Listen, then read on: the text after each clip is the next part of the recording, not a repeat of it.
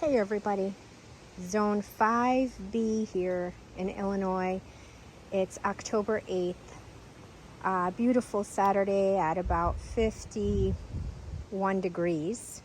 Last night we started the fig shuffle out here again because it went down to 31 degrees last night and there was frost all over the grass this morning. And so I got a slight hernia pulling up all of my fig trees out of the ground, and I brought them here into the garage, and several went into my sunroom. Those that were not really buried I put inside the house. I've got here my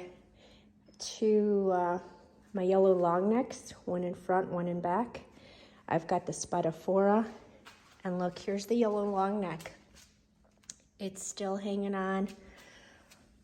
All of the yellow long neck figs are still hanging on.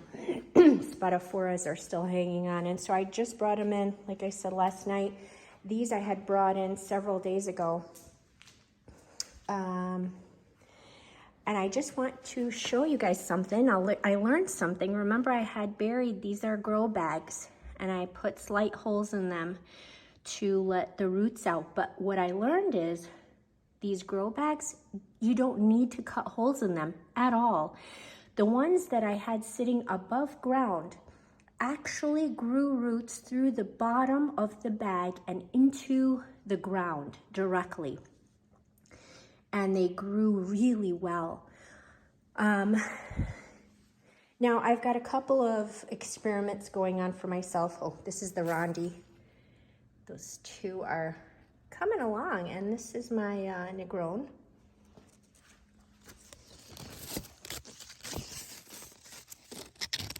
That one might be the first to ripen, so that's going to be exciting. So I've got a couple of experiments going on. I put several of these in the garage, obviously the ones that were really messy, right, that I dug up out of the ground. And I am using a normal light in here. And that's one of those lights that I got from Costco. I know they have them everywhere, but Costco had a great deal on them. They're garage lights, and they're super bright in here. It makes the garage really nice and light. I've got some sun coming in through that window, and so I want to see how well the garage ripens the figs, if at all.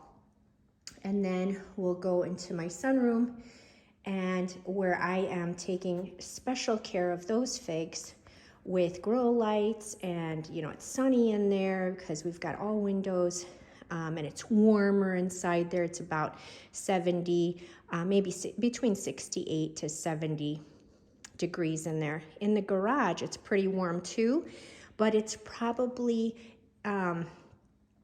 I don't know. I would think on a cold day like this, for example, it's very comfortable in here. It's probably high 60s also. But I think if it gets really cold outside, it'll, you know, get colder, whereas the sunroom will hold its temperature because it's heated from the house. Okay, so let's go there.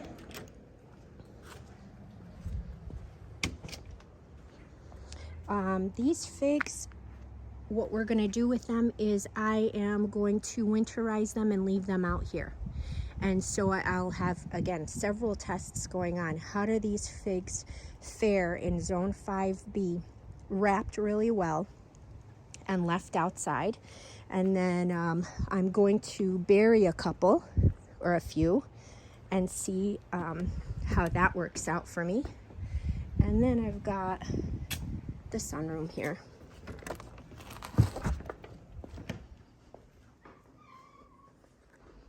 And so these fig trees are very protected, and I may let them go all winter in here and just see, and not let them go to sleep, just let them ripen their figs. I brought the Peter's honey in, even though I had the Peter's honey buried, because it's so full of figs.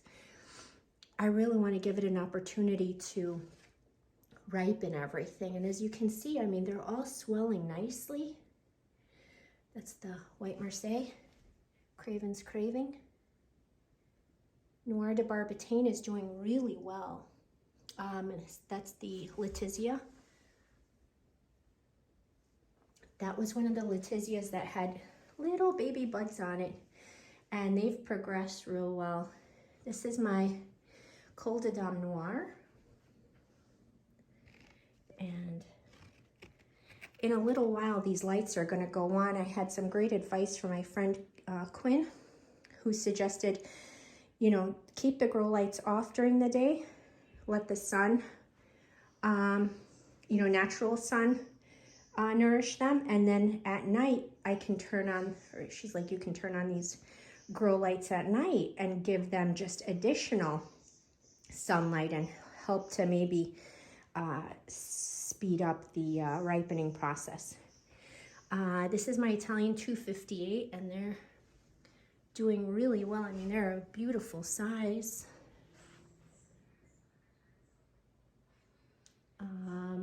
Hopefully that'll ripen, and as you can see, the sun is coming right in here. Woo! And I'm thinking that, you know, as fall progresses, the leaves will fall off those trees out there, and maybe they'll get even more sun. So this is the this is the Black Tuscan. Loaded, but none of them are really getting different colors. They're all still green. They're not darkening. This is the Exquisito. This is my, this is the, oh gosh, Figine, Verdino del Nord. I knocked a bunch of the figs down that were sort of yellowing, and I didn't want it to waste any more energy on those, so I knocked them all down and just left them down there. And so we'll see if it ripens the few that I've left on it.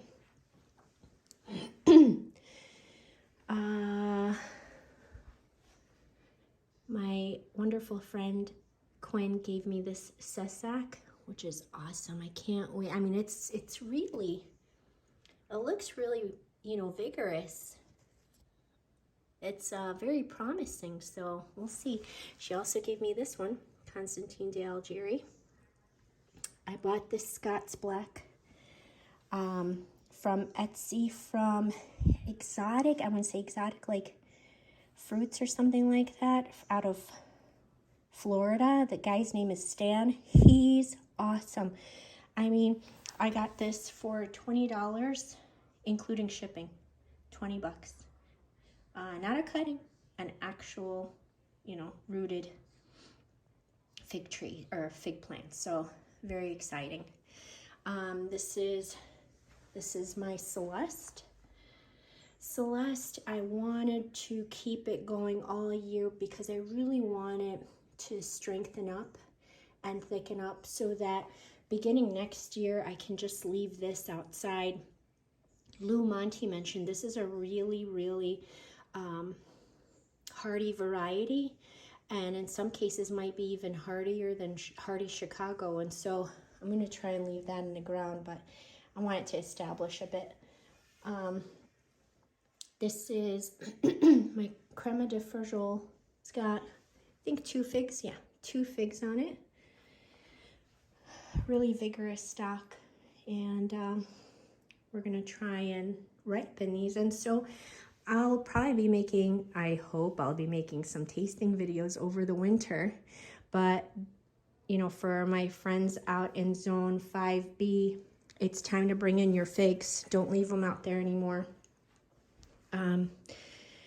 because I don't think they're going to, you know, they're going to start going to sleep if you leave them out there. I know that later on this week, it's going to drop again. And it's not really going up above 60s anymore, like 61 or 2, something like that. So, I mean, unless you've got a greenhouse out there. If you don't, you know, bring them in. I brought mine in.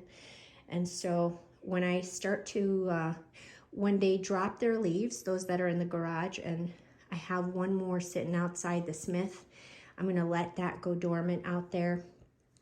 Anyway, once they drop their leaves, I will begin the process of burying a couple of them that I have duplicates of to test that out and see if they survive the winter here in Zone 5B. Anyway, thanks for watching.